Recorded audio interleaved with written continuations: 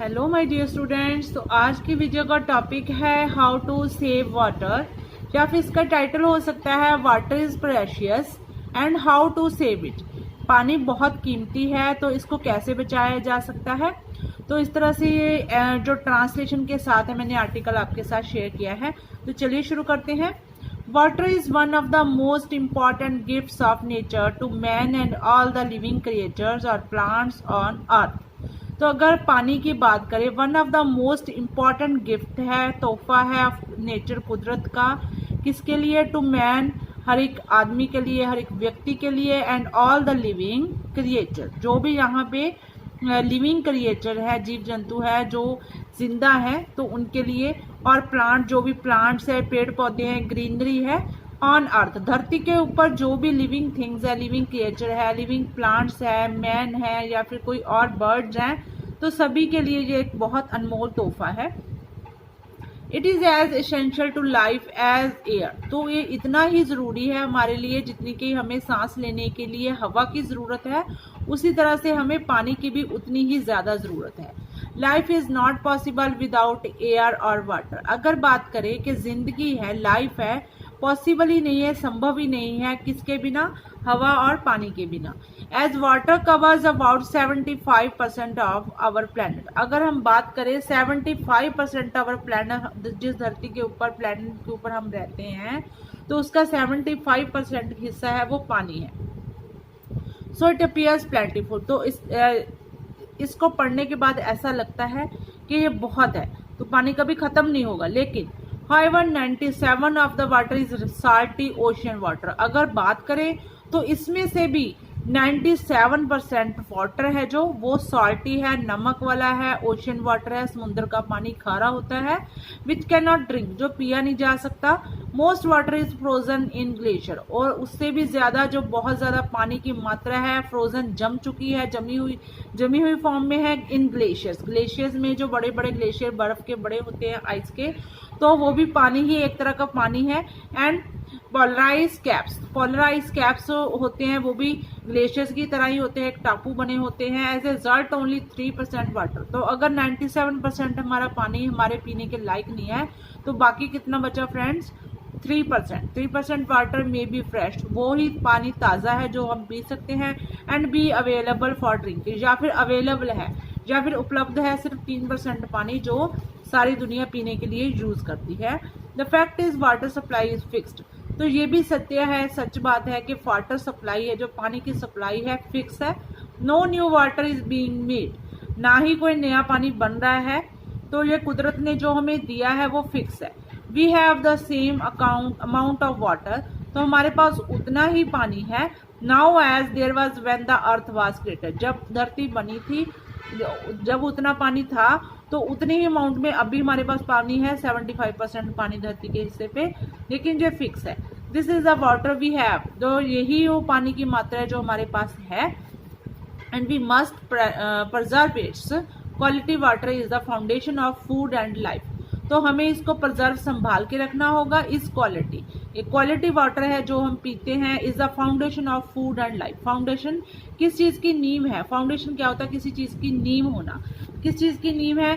Food है हमारा, पानी के बिना नहीं पकता है, एंड लाइफ है वो पानी के बिना नहीं चलती। तो ये फाउंडेशन है, इस क्वालिटी वाटर को हमें संभाल के रखना होगा। Next to the air water. तो अगर बात करें नेक्स्ट, जो एयर और water is most precious resources है, कुदरत के दिए हुए हमें बहुत नायाब तोहफे हैं। We can not live without water. तो अगर बात करें कि पानी के बिना भी हम जिंदा नहीं रह सकते हैं स्टूडेंट्स।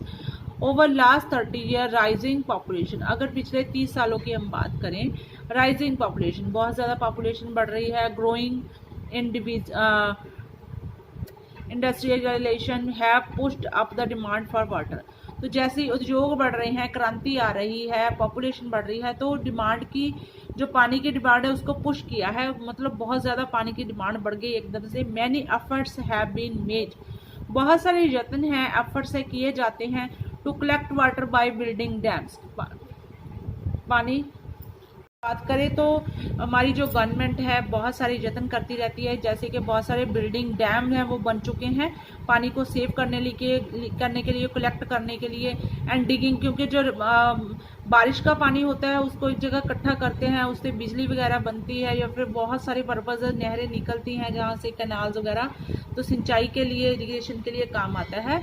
डिगिंग वेल्स, बहुत सारे कुएं हैं खोद के रखे जाते हैं पानी स्टोर करने के लिए। Some countries have also try to recycle water, तो कई तो ऐसे विकसित डेवलप्ड कंट्रीज हैं जिन्होंने पानी को रिसाइकल करना शुरू कर दिया है। जैसे कि गंदा पानी होता है उसको प्लांट्स लगा दिए हैं जहाँ पे वो उसको रिसाइकल किया जाता है, उस पानी को फिर सिंचाई के लिए, खेतों के लिए वो यूज किया जाता है।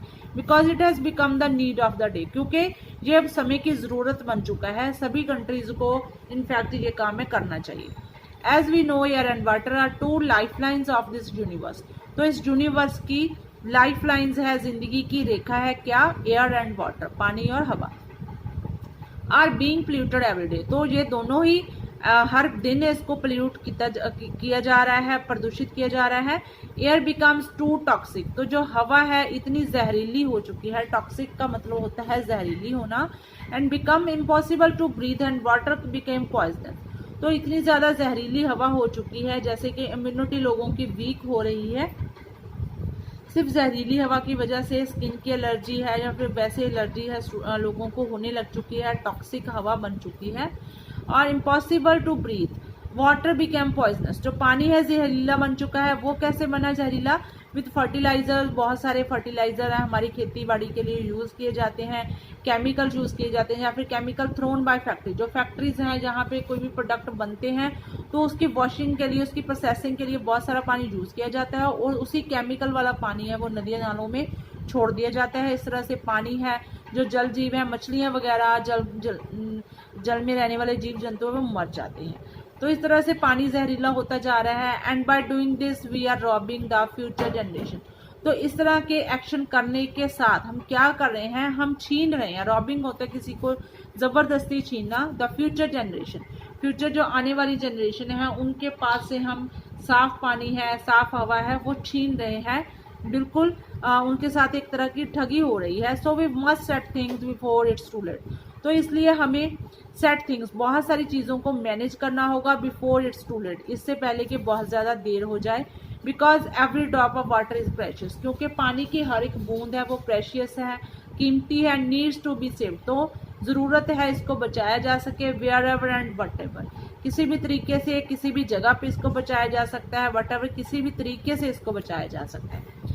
इट इज़ पॉसिबल, तो ये तभी संभव होगा जब जो मैन है उसके लिए कोशिश करेगा। Hundreds of peoples in rural area, तो अगर बात करें जो गांव के इलाके हैं, वहाँ के एरियाज हैं, suffer from a lack of access to clean and safe drinking water, तो वो अभी भी इस चीज़ का सफ़र कर रहे हैं कि उनको पानी है जो सेफ पीने का पानी है, साफ़ सुथरा नहीं मिलता है। बहुत सारी लंबी लंबी लाइनों में लग के कई गांव ऐसे, अभी भी आप इंटरनेट पे सर्च कर सकते हो।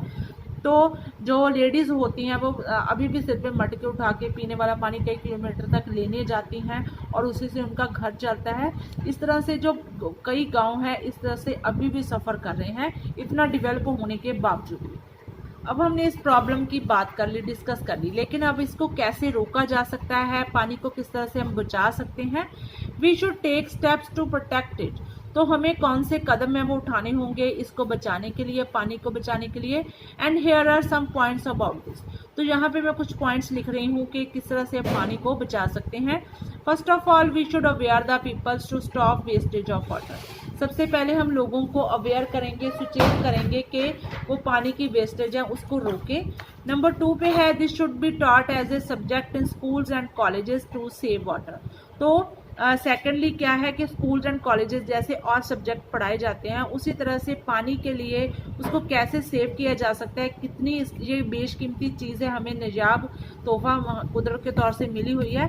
इस चीज़ को एज ए सब्जेक्ट बच्चों को पढ़ाना चाहिए क्योंकि वही हमारी आने वाली जनरेशन है, इसलिए इस चीज़ का खास ध्यान रखा जाए। स्कूल एंड कॉलेजेस में इसको चैप्टर वाइज पढ़ाया जाए।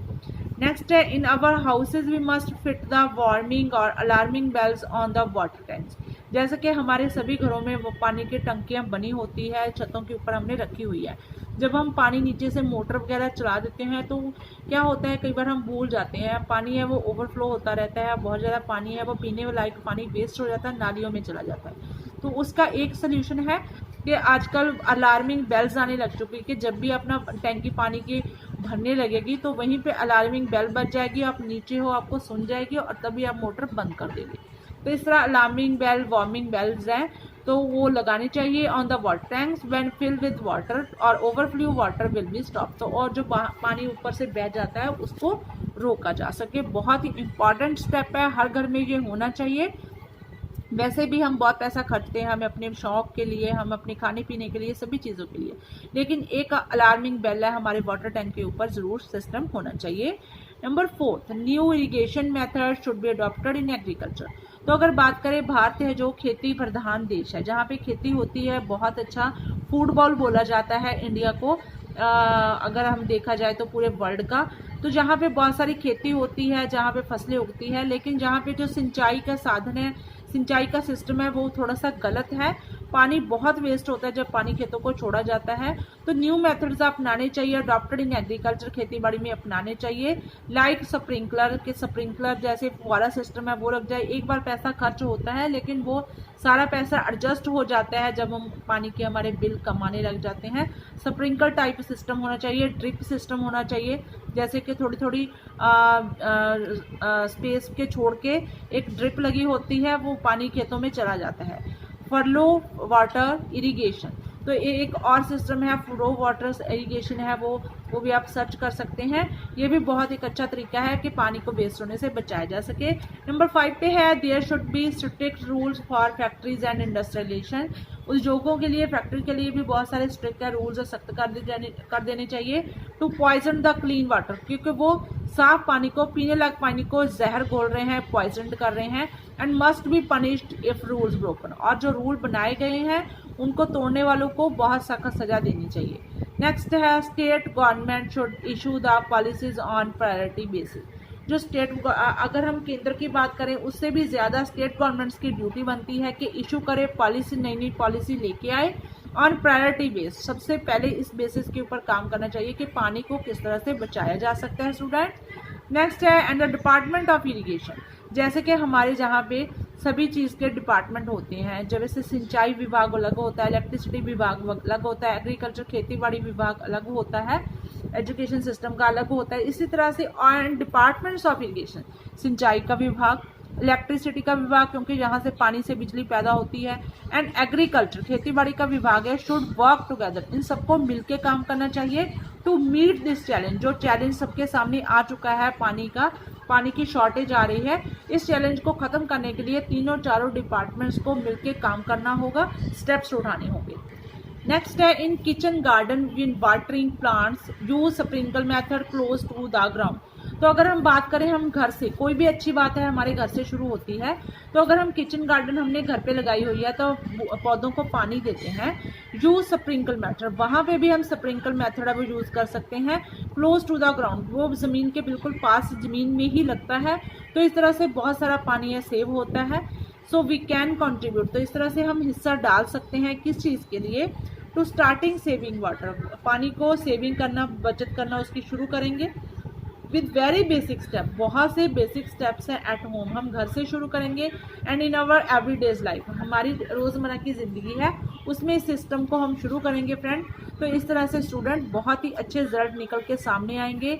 ज़रूर के ज़रूर पानी बचेगा अगर हम लोगों को अवेयर करेंगे, खुद हम अवेयर होंगे, अपने घर से शुरुआत करेंगे, छोटे छोटे बच्चों को बताएंगे, बड़ों को बताएंगे। तो इस तरह से ये बहुत ही अच्छा प्रैक्टिकल, हम ज़मीन पे आएंगे, प्रैक्टिकली कोई भी काम करेंगे तो उसके रिजल्ट बहुत बेटर निकल के सामने आते हैं। तो इस तरह से मैंने ये पूरा आपको टॉपिक है समझाने की कोशिश की है। तो अगर आपको वीडियो अच्छी लगी हो तो प्लीज़ कमेंट बॉक्स में कमेंट में बताइए। अगर आपको वीडियो अच्छी नहीं लगी है तब भी आप कमेंट बॉक्स में ज़रूर लिखिए। प्लीज़ मेरे चैनल को शेयर सब्सक्राइब कर दीजिए। मिलती हूँ एक वीडियो के साथ, नए टॉपिक के साथ। Till that take care, please share subscribe channel education point।